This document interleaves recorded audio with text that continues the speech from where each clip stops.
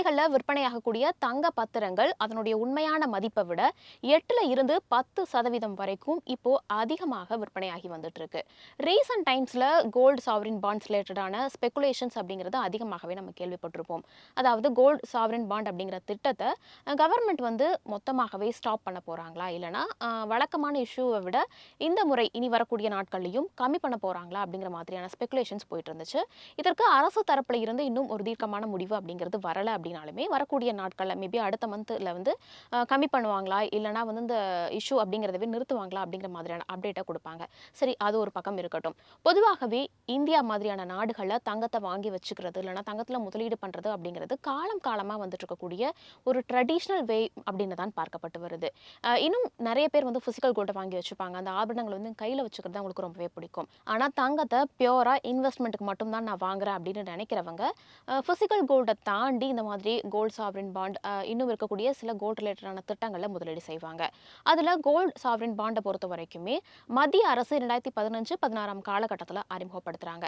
என்ன நோக்கத்தோடு அதை அறிமுகப்படுத்துறாங்க அப்படின்னு பார்க்கும்போது இந்தியாவை பொறுத்த வரைக்குமே தங்கத்தை அதிக அளவு இறக்குமதி செய்யக்கூடிய ஒரு நாடாகத்தான் இருக்கு. ஸோ வெளிநாடுகளில் இருந்து இறக்குமதி செய்யும் போது கவர்மெண்ட்டுக்கு அதற்கான அந்த இறக்குமதி வரி அப்படிங்கிறதுமே அதிகமாக இருக்கும்.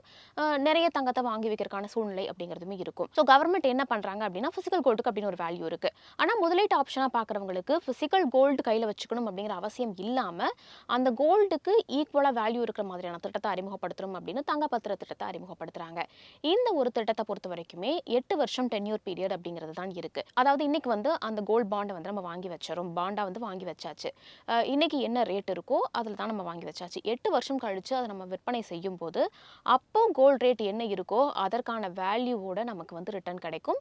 இதுல வந்து செய்கூலி சேதாரம் அப்படிங்கிறது இல்ல, ஜிஎஸ்டி அப்படிங்கிறது இல்ல, பிசிக்கல் கோடை வந்து நம்ம கையில வச்சுக்கணும், சேஃபா வச்சுக்கணும் அப்படிங்கிற மாதிரியான எந்த ஒரு ரிஸ்க்குமே இல்ல.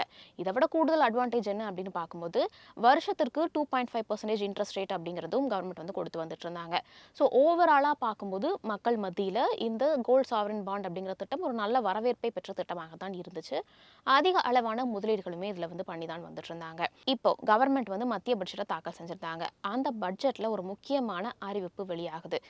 தங்கத்திற்கான இறக்குமதி வரி அப்படிங்கிறது அதற்கு முன்னாடி வரைக்கும் 15% அப்படிங்கிறது இருந்துச்சு. இந்த பட்ஜெட்ல என்ன சொல்றாங்க அப்படின்னா 15% இருந்து தங்கத்திற்கான இறக்குமதி வரியை 6% குறைக்கிறோம் அப்படின்னு சொல்றாங்க.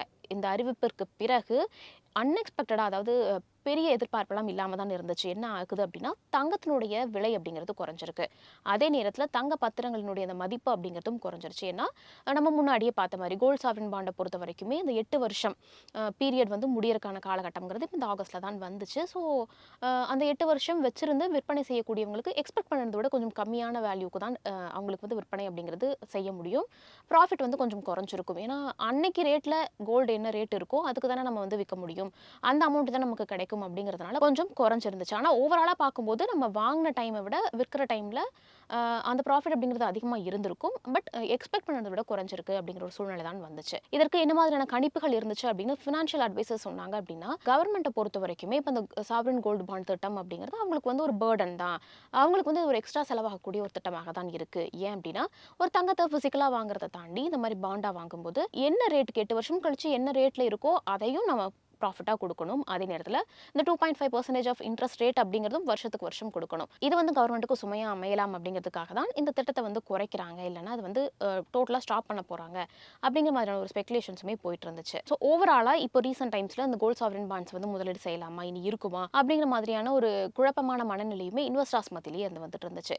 இதற்கிடையில் என்ன ஆயிருக்கு அப்படின்னா பங்கு சந்தைகளில் விற்பனையாகக்கூடிய அந்த தங்க பத்திரத்தினுடைய மதிப்பு அப்படிங்கிறது உண்மையான ப்ரைஸை விட 8ல இருந்து 10% வரைக்கும் அதிகரிச்சிருக்கு. அது எப்படி இப்போ ஸ்பெகுலேஷன்ஸ் எல்லாம் போயிட்டு இருக்கே, நியாயமா பார்த்தா குறையணும் தானே அப்படின்னு கேட்கும்போது கிடையாது. ஏன் அப்படின்னா பங்கு சந்தைகளில் பழைய பத்திரங்களை வந்து விற்பனை செய்யும் போது இதற்கு முன்னாடி கொடுத்துட்டு வந்துட்டு இருந்த 2.5% இன்ட்ரெஸ்ட் ரேட் அப்படிங்கிறது கொடுப்பாங்க. அதனால தான் முதலீட்டாளர்கள் என்ன யோசிச்சிருக்காங்க அப்படின்னா பங்கு சந்தைகளில் நம்ம இந்த கோல்ட் சாவரின் பாண்ட் அப்படிங்கிறது வந்து வாங்கிடலாம், வாங்கிட்டா நமக்கு ஒரு நல்ல முதலீடாகவும் இருக்கும் அப்படிங்கிற ஒரு யோசனையோட அதிக அளவில் வாங்குறாங்க. இதனால தான் அதனுடைய உண்மையான ரேட்டை விட 8 to 10% அதிகரிப்பு அப்படிங்கிறதும் நடந்திருக்கு. ஸோ ஓவராலாக பார்க்கும்போது எப்பவுமே கோல்டை வாங்கி வச்சுக்கிறது, கோல்டை முதலீடாக பார்க்குறது அப்படிங்கிறது நம்ம ரொம்பவே ஃபாலோ பண்ணிட்டு தான் வந்துட்டு இருக்கோம். என்னதான் கோல்ட் ரேட் குறைஞ்சிருந்தாலுமே, இல்லைனா சாவரின் பாண்ட் மாதிரியான விஷயங்கள் வந்து குறைஞ்சிருந்தாலுமே அதை வாங்குறது அப்படிங்கிறது வந்து நிறைய பேர் நிறுத்தவே கிடையாது.